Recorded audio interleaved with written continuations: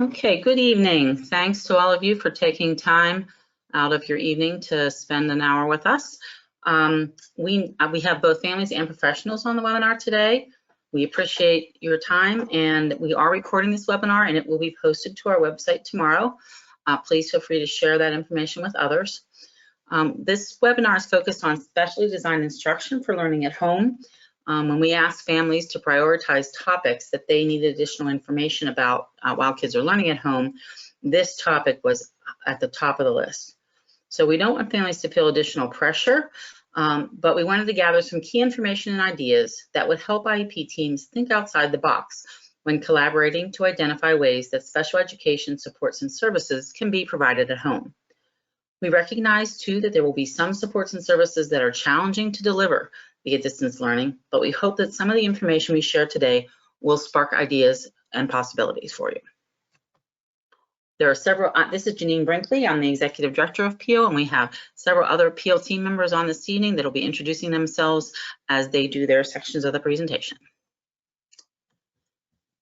Just a reminder, if you have a question you would like answered, type it into the question pane on GoToWebinar, and we will answer it if we're able to during the webinar. We may need to get additional information in order to be able to do that. And if it's an individual specific question, we may reach out and follow up with you to see if we can provide some individual assistance. You can also share information or resources with everyone by typing in the chat box. We'll have a few polls throughout the webinar, not as many as we've had previously, but we have 3 this evening, I think, and these are primarily targeted to the family members who are participating today. So let's start with a quick poll to see who has joined us this evening. I'm going to do that in 1 second. And we're interested in the ages of your children who have IEPs or 504 plans.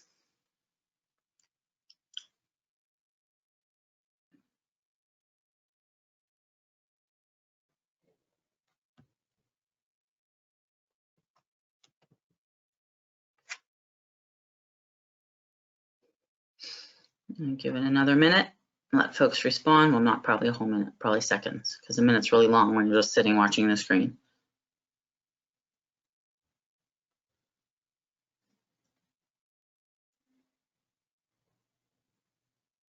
Okay. So we have, looks like, let me share it. A small number of you have kids who are birth to 5. About half of you have an elementary age student, 18% middle school, and 32% high school. Well, we hope the information we share is applicable across, the ages. But I also want to mention if you have a child who's in early intervention, there was a webinar today that I think is being recorded. There was one for 0 to 3 and one for 3 to 5. Programming.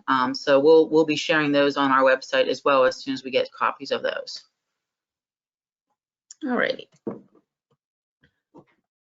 So our objectives this evening are to share basic information about the definition of specially designed instruction, which we also refer to as SDI, and to provide a framework for thinking about different types of SDI and help families think about, for their child, what might need to change in terms of the SDI that's provided in preparation for discussing those ideas with your school team.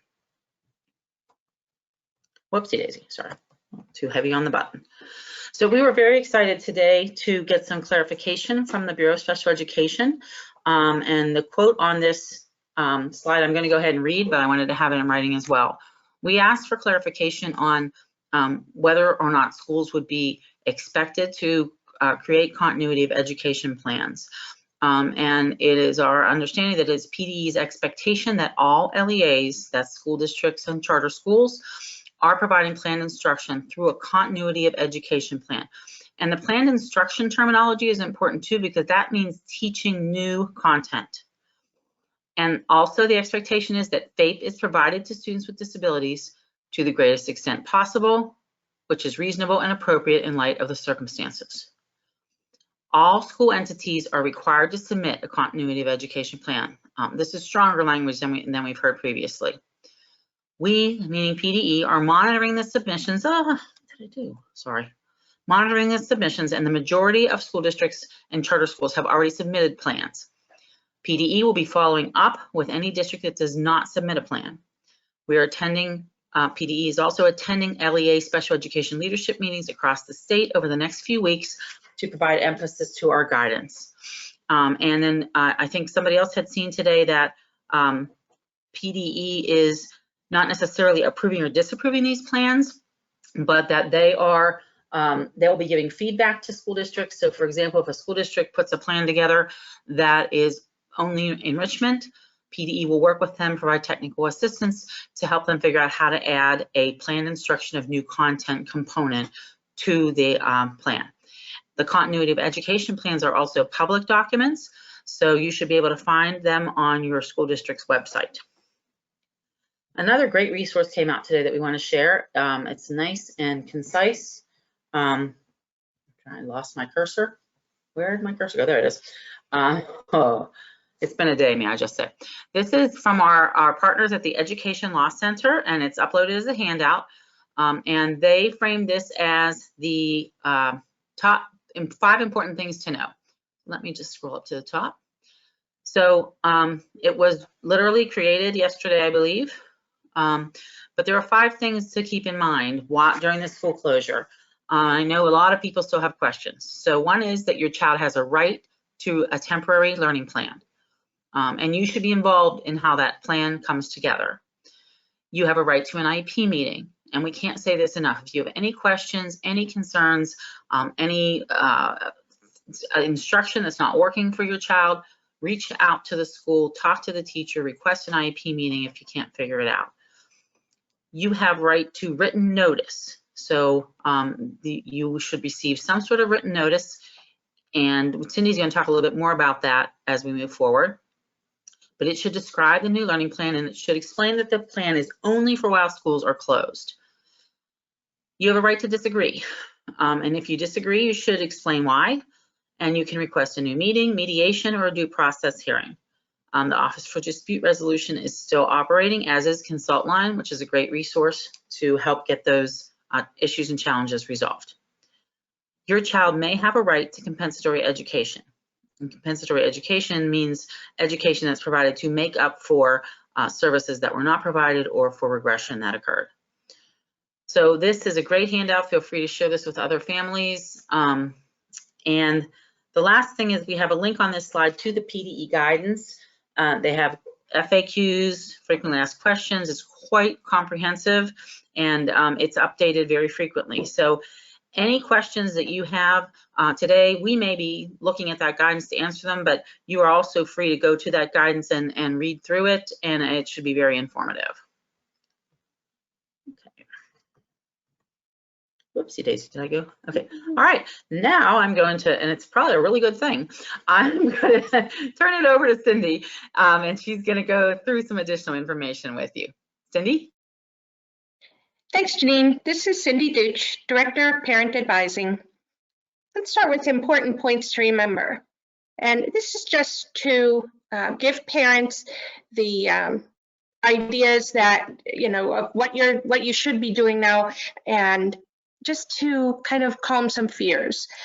Families are facilitating learning, not responsible for delivering instruction. So when we hear from Pennsylvania Department of Ed, they kind of broke things down in the notices that you just heard from Janine into enrichment and planned instruction. So you want to look at what you've been doing with your child and saying, which one is it? So enrichment is work to stay engaged. It's work they've already learned in school. It might be worksheets that came home, a packet of some papers to do. It's work that's already been learned. Planned instruction is new learning, new concepts that need to be taught by a certified teacher. If you don't know what your school's providing now, you can ask them that question. Again, the district should have developed a continuity of learning plan, which is a public document. A lot of schools are putting it on their website, so you have access to it. You can take a look for it there. If not, you can ask for it. Again, it's a public document that you can see.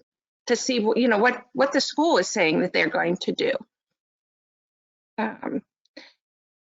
Your job as the parent could be anything from providing workspace to helping with an assignment or anything in between there. It's about making the instruction work for your child. You can troubleshoot with the school district any problems your child might have learning the material, and this could vary according to the needs of your child. The IEP team has to consider the ability and needs of the family as they plan for instruction to be facilitated at home. Again, this is unprecedented times. If you find that you've tried this and you find it impossible for your child to work virtually, that's okay. And believe me, you're not alone. This isn't a learning style for every student. Make sure to document with the school that you've tried distance learning. Make that good faith effort, but it's not working for your child. Have an IEP meeting to discuss the issue. You've made the effort. Now we can go to the school and think about having an IEP meeting about what will work for your child as an individual student. You're ensuring that they'll receive the education they need and possibly helping to ensure that compensatory education or make-up education will be provided for what your child has missed during this time and to ensure a free, appropriate public education. Now it's poll time. We're going to do a poll on enrichment, instruction, both, neither, or not sure. Thanks, Cindy. I opened the poll up and we'll give folks a few minutes to respond, and then we'll take a look at the responses.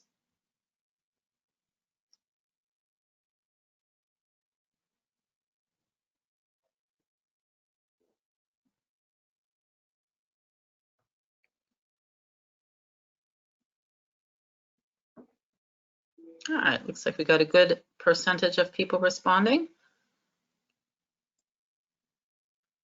All right, I'm going to close it and then I'll share.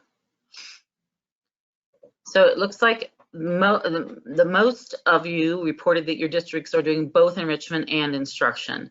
That was also on our earlier webinar, the same, we got a similar result.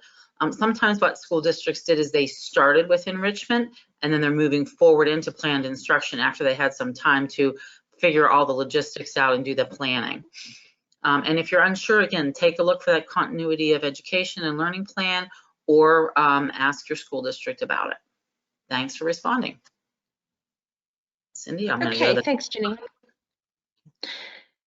Okay, some more important points to remember. You might have recalled, well, now it's been about 2 years, that a Supreme Court case came down regarding special education called the Andrew F. case. Andrew F.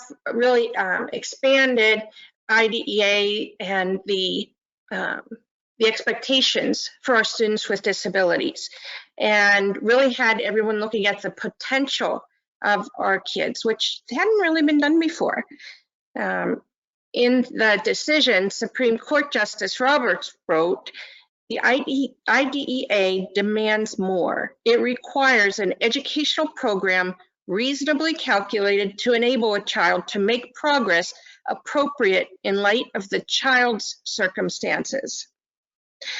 Now, again, reading that part over, appropriate in light of the child's circumstances. It applies to the child's ability and potential, and not to the school or the closure of the schools due to the situation now. So keep that in mind. These rights, similar to the paper that just came out from the Education Law Center, these rights remain and are not changed.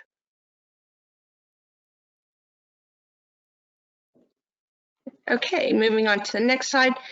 So when you have an IEP meeting to address this interim special education service, these sections of the IEP are going to be most important right now. The goals and progress monitoring that comes along with that, and the specially designed instruction. We often refer to that as SDI. These are the areas that have the most potential for change during the time in the current situation. Now, progress monitoring is the data that's collected by the school to determine the progress the child's making towards their goal. Parents don't have the necessary training or background to be able to collect probes and data that the school needs to report on. We could collect our own data, make observations about how our child's doing, what are they regressing in, where are they having difficulty, what they're doing really well. But as far as taking probes that are related to the goals in the IEP, that remains the responsibility of the school district. The SDI, Specially Designed Instruction, supports the child while learning and helps make progress towards the goals. This is what we're going to talk about throughout the webinar. Now, we did want to bring up the Notice of Recommended Educational Placement / prior written notice. You'll notice, if you've seen this form, if you have one handy, that both of these titles are at the top of this paper. A Notice of Recommended Educational Placement is usually given when the IEP team is talking about placement. There have been no placement changes regarding the students in any of this. So we're not looking at this paper at this time as a Notice of Recommended Educational Placement, but rather prior written notice of changes that are occurring. It's a notice that has to be issued by the school regarding the changes that are being made because of this situation. Now, before this is issued, and of course, before you would sign an agreement to this, there should have been a discussion with you regarding the changes with the school. What we see in most cases is that they probably should have reached out to you via a phone call, an email, or maybe a video chat that you had.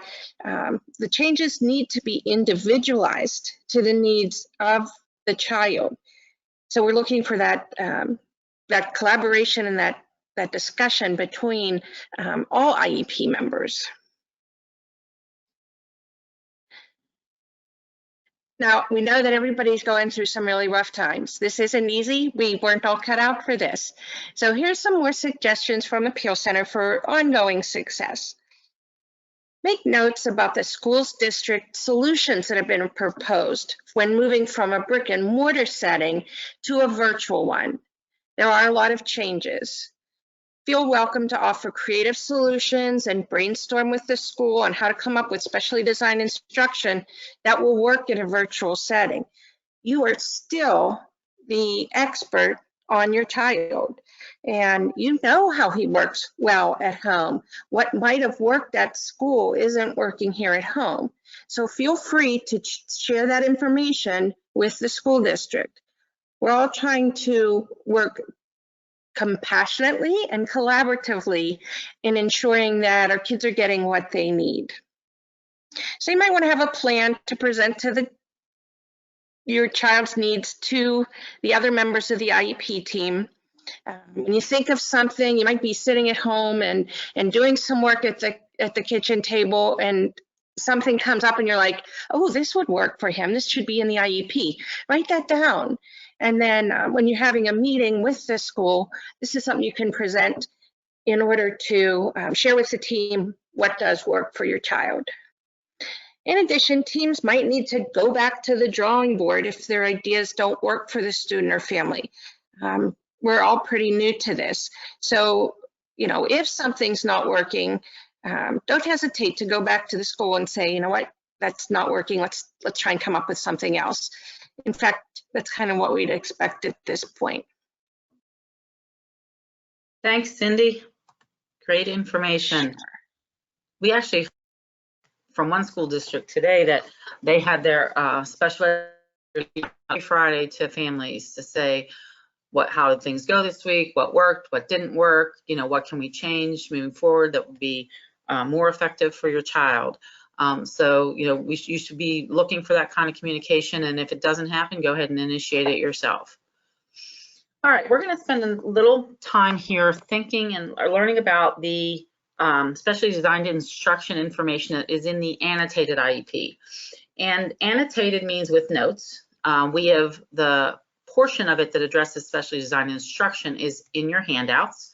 But the full annotated IEP is on the patent website. Beware if you go to print it, it's like 55 pages. But there are a lot of factors to consider in developing special design instruction for any student, whether they were in a school classroom with a teacher there, and certainly when they're shifting to learning at home. But once those special design instruction features have been listed in the IEP, they need to be provided. And during this time while kids are learning at home, we may need to rethink those and try to identify how we can meet those needs at home. One other thing to remember is this section can be a little confusing in the IEP, so don't focus on the category of the items that you write, and I'll show you more about that in a minute. Don't worry so much about whether it should be listed as a specially designed instruction or a modification or a supplementary aid and service. It's more important to focus on what the student needs and have the IEP team write it in where you believe it's the most appropriate location. So you want to get that captured and in the IEP wherever it makes sense to you. So the terminology around specially designed instruction can be a little confusing because when we talk about special education services, when kids are evaluated for to see if they need to receive special education services, we look at two questions. One is, does the child have an IDEA disability? And the second one is, and do they need specially designed instruction as a result of that disability? So specially designed instruction in this sense is how we provide special ed. So specially designed instruction at no cost to parents to meet the unique needs of a child with a disability. On the slide here, though, you'll see that within the IEP, there's a section of it called Program Modifications and Specially Designed Instruction. This is the section we're going to focus on in the webinar today. And it's important to note, too, that specially designed instruction can be listed along with a goal if it's specific to that goal, or they can also be listed in this grid here. Feel free to check out more of the annotated IEP if you'd like to learn more, other than the high points we're going to hit on today. All right, I'm going to turn it over to Lori, and she's going to share some additional information with you. Oh, thanks, Janine. Hi, I'm Lori Brew, and I'm a coordinator who works in the Philadelphia office of Peel. So really, when we think of SDI, we're really talking about adapting the content, methodology, or the delivery of instruction. And we do this really to address the unique needs of the child that results from a child's disability. And we do it to ensure that the child has access to the general education curriculum. And most SDIs fall into two categories. You've probably heard of these before. The first one is an accommodation. And accommodations change how the child learns. It doesn't change the learning expectation. It levels the playing field for the child.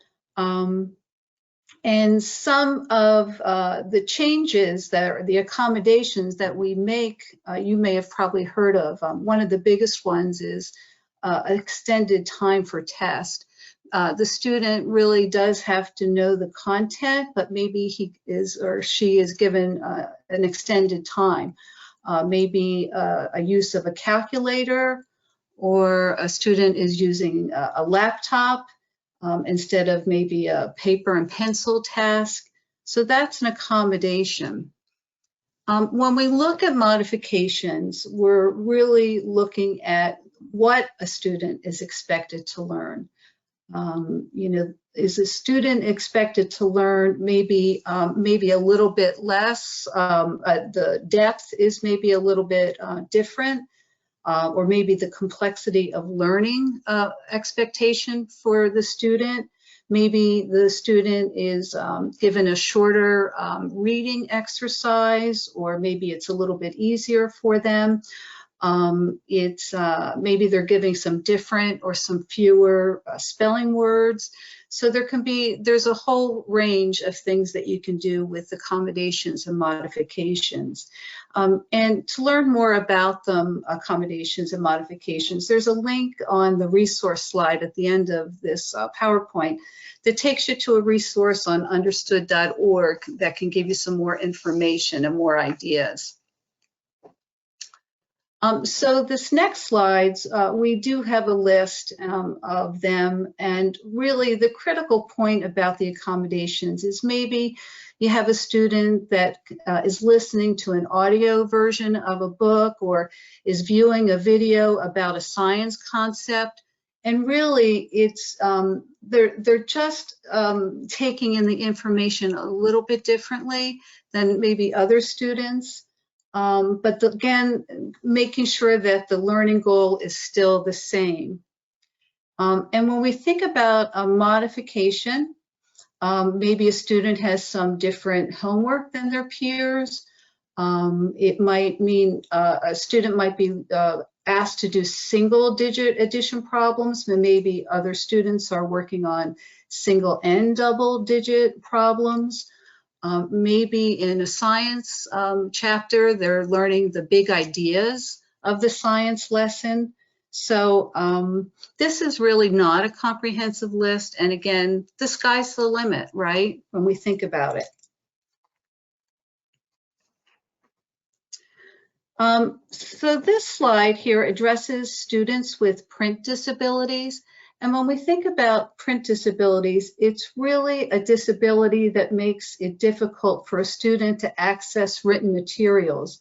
Maybe the student has a visual impairment or a physical disability, a learning or an intellectual disability that makes it difficult for them to access the written materials. And so for students with these disabilities, we need to have the written materials such as a book or a novel or a workbook. It must be provided at the same time as when peers receive it. And these, more importantly now, when we're thinking about learning virtually, we want to make sure that it's in accessible or in an alternate accessible format, and they have access to the information, and maybe that could mean it's Braille. A student uses Braille or an audio, digital, large print, but again, given to them in a timely manner. Thanks, Lori. Sure. Maybe a silver lining will be that with everyone working online to learn, a lot more of the resources will already be available in those alternate accessible formats. Let's hope so. Mm-hmm. Alrighty, just a little bit on supplementary aids and services. Supplementary aids and services is the umbrella term for supports that are provided to a student with a disability in order to access the general education curriculum to the maximum extent possible in light of the child's circumstances. So we talk about the supplementary aids and services being provided in regular ed classrooms or general ed classes, other education related settings, extracurricular and non-academic settings. And the purpose of them is to enable students with disabilities to be educated with non-disabled students to the maximum extent appropriate. So what we need to think about here is it's really important to identify what the student needs and list it as a supplementary aided service if that makes sense. We're going to go through some examples in a little while, and many of those examples can also be found on something that's called the SAS fact sheet, Supplementary Aids and Services fact sheet, and that is on the patent website, and we will be posting that on our website with the recording of this webinar. And then just a couple other points that help us understand why supplementary aids and services are so important right now. It's really important for IEP teams to work together to identify supports that can be delivered virtually and provide that meaningful educational benefit. So they need to be available, they need to provide that meaningful educational benefit, and we need to try to provide them in a manner that avoids stigmatizing students. Okay, And really, when we think about access to the general education curriculum, we want to make sure that students with disabilities, the right to the same state, district, and school curriculum that is provided to students without disabilities. And with schools and buildings that are closed and everyone's at home, and schools still should be providing students with access to the general education curriculum. And we can still ensure that schools are really providing inclusive education and inclusive practices. And schools have been guided to provide the same level of access to the gen ed curriculum as when students were in the brick and mortar setting. SDI and supplementary aids and services are all ways to provide supports to enable and make sure that that access is occurring. Thanks, Lori. I'm going to move to the next section, and we're going to go over some examples and turn it over, I believe, to Cindy and Kathleen.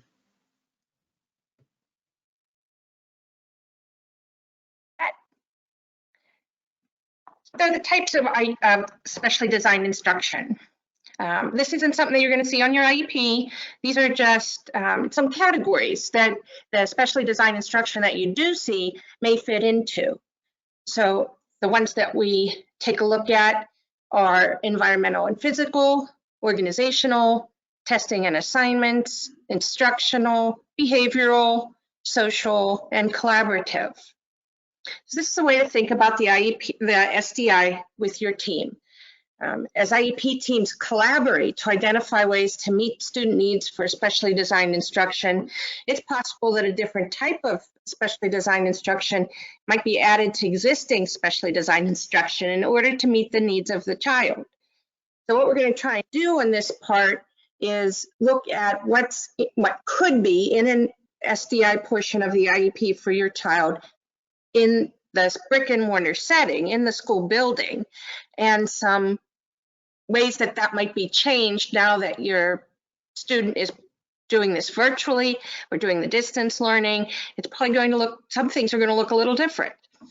So it's important to remember why, the why of SDI when identifying those that can be delivered virtually. Why are we providing these? Why does the student need them?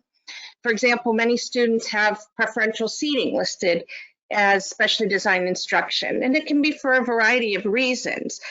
So we have to first consider what need the specially designed instruction is meeting in order to develop ideas for providing it while the kids are learning at home. So while one student might need to be close to the materials due to a visual impairment, another child could have preferred seating as a way to reduce distractions. So the needs might be met differently at home. So let's look at some examples of how an IEP team might change or add specially designed instruction to meet the child's needs during virtual instruction. But first, we're going to do a poll. So what are the top 3 SDI that you're concerned about for your child? And what category, think about what category they're going to fit in.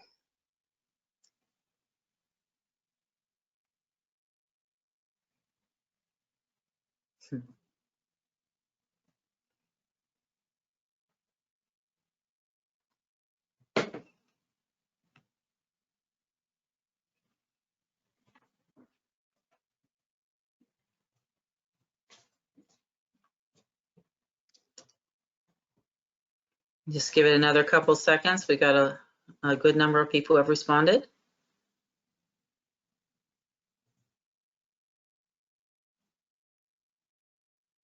Now remember, the percentages won't add up to 100 since you could pick the top 3, but let's take a look at this. It's very interesting. A lot of concern about instructional and behavior social. That is not surprising. And we're gonna, hopefully the rest of this presentation will give you some ideas for how those needs can potentially be met at home. All right, let me go to the next slide for you, Cindy. Let's start with environmental and physical.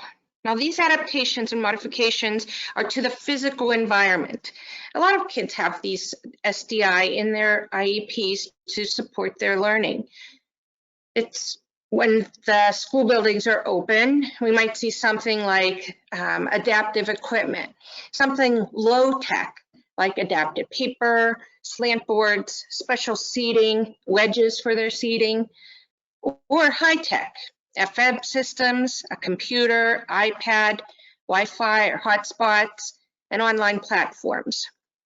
Now, when you have the distance learning, then these things might look different. And in this case, you might want to have the team come together, parents and school personnel, to help the family create that virtual learning environment that meets the student's needs. Again, being individualized to what the child needs to learn in this kind of a setting. The team should have a conversation about how to create that physical learning environment that will support the child to learn virtually. It's important to have that communication with the school to create the learning environment in this home base that is going to support the needs of the student. Next, we had organizational. These are things that are going to support students in planning, organizing, executing tasks.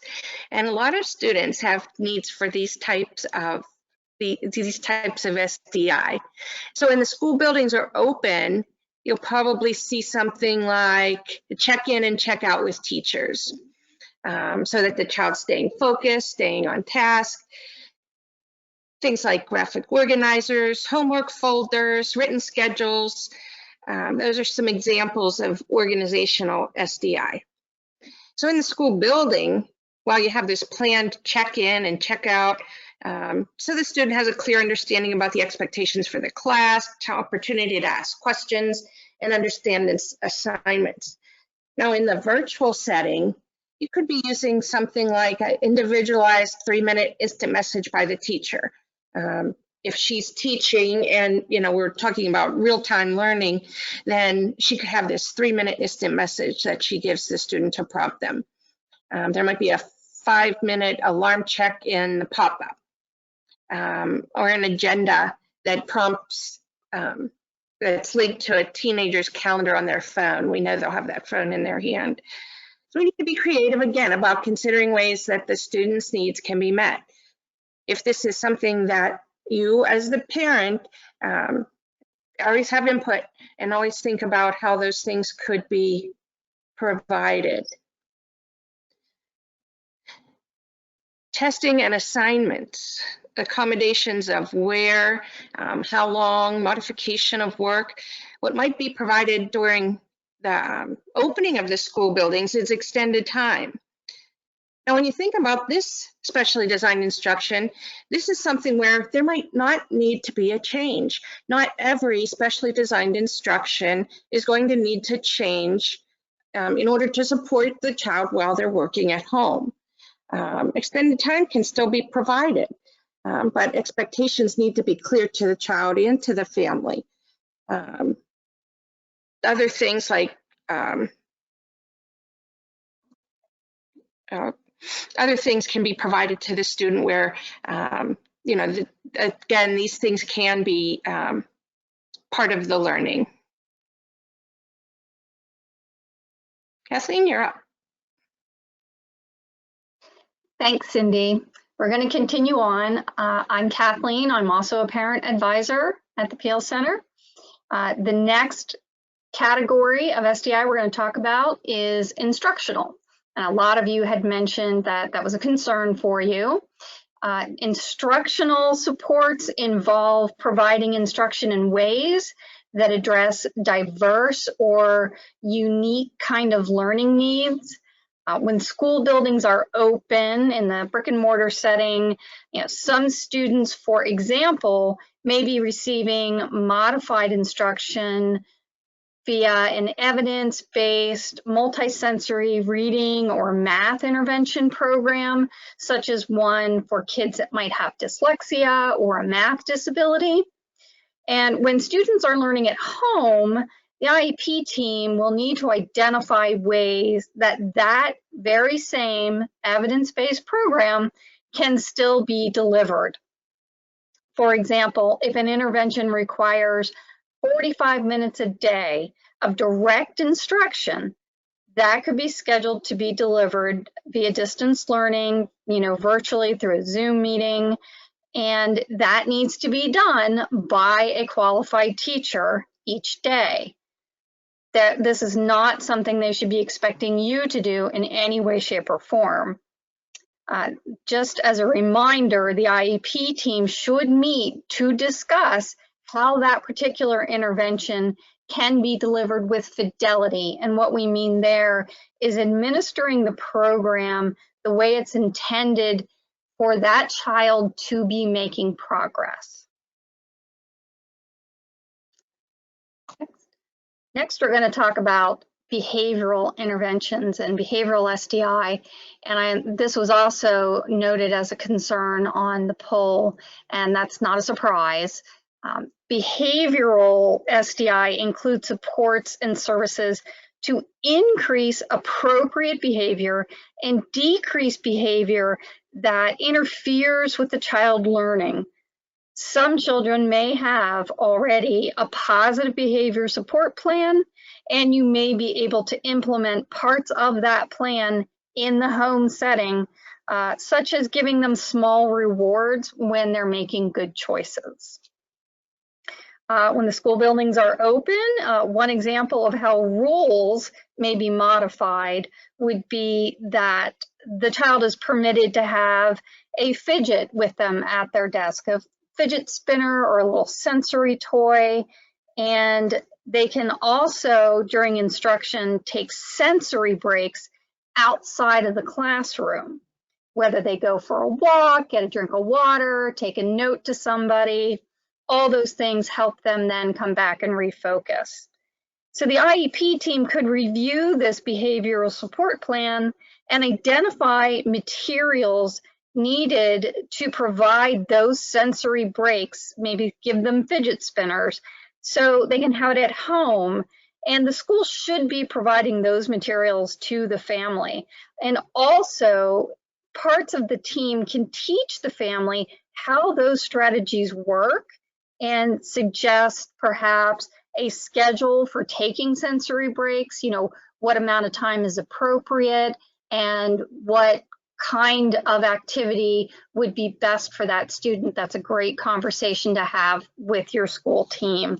And some students at this point in time may feel less pressure or anxiety with virtual learning, while other students may feel very much increased pressure.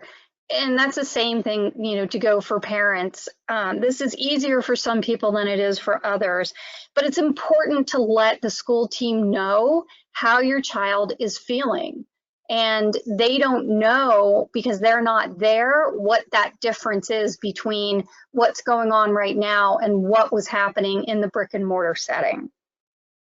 The team might also need to consider the need for adding other kinds of support here, such as counseling, because as everyone has mentioned, this is an unprecedented time and a lot of emotions are going into this. And as the time goes on longer and longer, that can be building for some kids. So some counseling might be needed. Hey, Kathleen, this is Janine. I just want to chime in because I made an error on this slide. When we say the IEP team reviews the behavioral support plan, they don't review it with the family because the family is part of the IEP team. So I apologize for that misstep here, and we'll correct that slide before we post it. Great, thank you. Okay, the next thing we're going to talk about is social specially designed instruction. And the social SDIs are supports and services to help with those social skills, also sometimes with emotional regulation. So if social skills instruction is currently being or was being provided at the school by using, say, video modeling or facilitating a lunch group conversation, then the team could figure out how to provide those supports virtually to meet those needs. That's a pretty easy switch over into the virtual mode. Some ideas for possible virtual SDIs that might also meet those needs. How having anything facilitated by a teacher and another student, or you can also pull in, if your child has a speech therapist, the speech therapist could be really helpful in facilitating a small group, sort of a virtual conversation at any point in time during the day, maybe over lunch. Get creative. That's, I think, the biggest takeaway from tonight, is to really get creative with the team. And knowing your child best, don't hesitate to offer suggestions to the team. The last one I'm going to talk about is collaborative, and this is so important. This is about adults working together to support the learning of students. If an IEP includes scheduled opportunities for collaboration with families about their child's educational services, for example, some teams set up monthly meetings to discuss a child's progress. And when you're learning virtually, that family might need to just schedule that meeting virtually, or even have a telephone conversation. You might need to schedule some coaching and support to plan and problem solve together, and shift all of these SDIs that need shifting into the virtual environment. That's a great conversation to have with the whole team, because everybody's going to come to this with some ideas, more than likely. And as families are taking on the role of facilitator, not being responsible for the learning, it's even more important for the family to have access to that school team to help them problem solve and make this transition as easy for everybody as possible and wherever possible.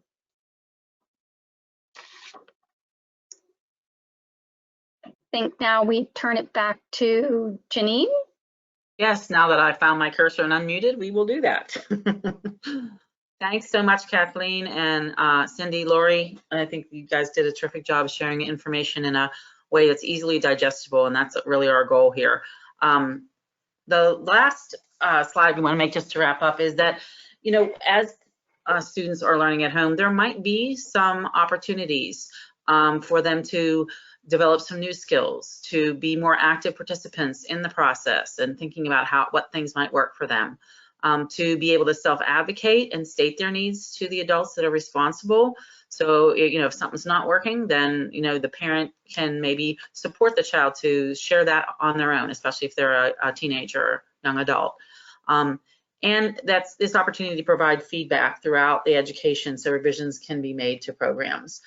We do recognize that there are many, many challenges to especially make this shift to virtual learning in an emergency situation without a lot of time to plan ahead. And we know that teachers are on a learning curve, administrators are on a learning curve, the IT support is stressed. But for many students with disabilities, the combination of online and maybe blended learning might be an opportunity for them to find out some things about themselves that they hadn't realized before. So we're hoping that we can find some positives in this. I think someone earlier commented that it's also a chance for parents to really get a better understanding of what's expected of their child when they're doing schoolwork. So we had a few questions that were submitted earlier that were answered that I think might be helpful for everybody to hear the answers to. So we can read those aloud, but I also want to just ask you, if anything, you have any questions now. We have a few more minutes. You can type them into the question box and we'll either read them aloud and answer, or answer them privately. So one of the questions that was asked earlier was, if a child can't do online learning, how can they be provided what they need to continue learning when we can't meet in person? With a situation like that, we would definitely suggest requesting an IEP meeting with the school to discuss the options, because it really depends on why they can't do online learning. Is the technology the barrier? Is the lack of a person in the room with them the barrier? You got to figure out what's not working in order to figure out how to perhaps have a different solution. Somebody else asked about IEP meetings that should they be occurring during this closure. IEP meetings can definitely be held during this closure via phone or video. If your team was going to get together and revise your child's IEP based upon new information, and the revision was to be thinking about what happens at school, it's probably best to wait to make that revision until kids are heading back to school, because you'll have more information then.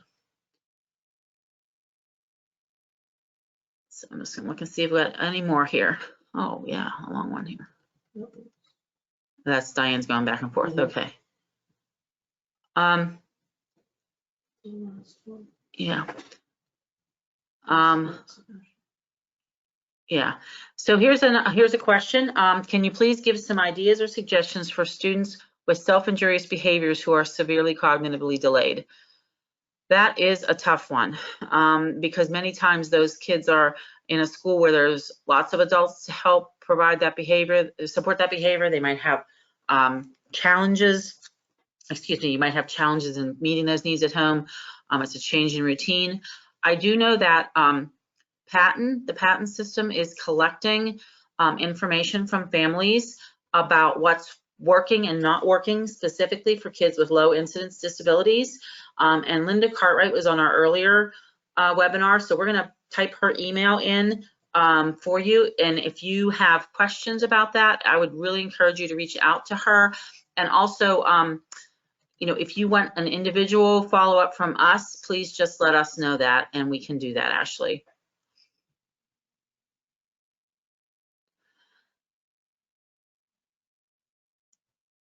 Some of you are asking about technology and things.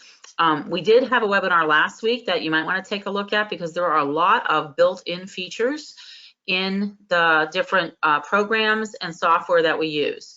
And last week we had Scott Doherty. He shared a lot of information, but it is recorded, and there are nice one-page documents that walk you through how to access some of those. So somebody mentioned the voice-to-text features on the toolbar. Scott went over how to turn those on. But if you still need help, reach out to your IEP team and let them know what kind of support you need, and they should be providing that.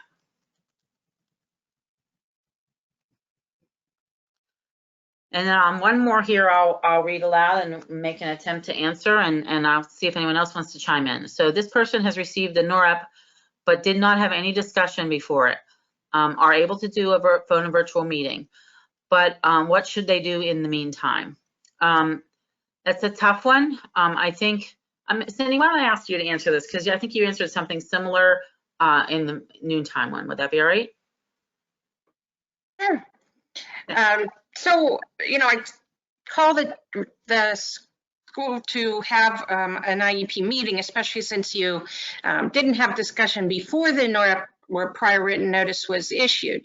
You know, if you're comfortable, you know, doing some of that enrichment that we talked about earlier, where there's not new learning, but it's, you know, things they've learned before, you know, you might want to think about presenting that or doing that work. You say you came up with a schedule before the school did. So, you know, that's helpful. That might be something you want to discuss with the other members of the team. You know, this is things, and then the more specifics of your question, you'd probably want to talk to a parent advisor one-on-one to discuss, you know, the individual needs of your child. But that first part about not discussing things about the prior written notice with the school, there should definitely be a conversation that's happening. I know, you know, if you might want to write something on the prior written notice about meeting with the school. A lot of families are doing that now.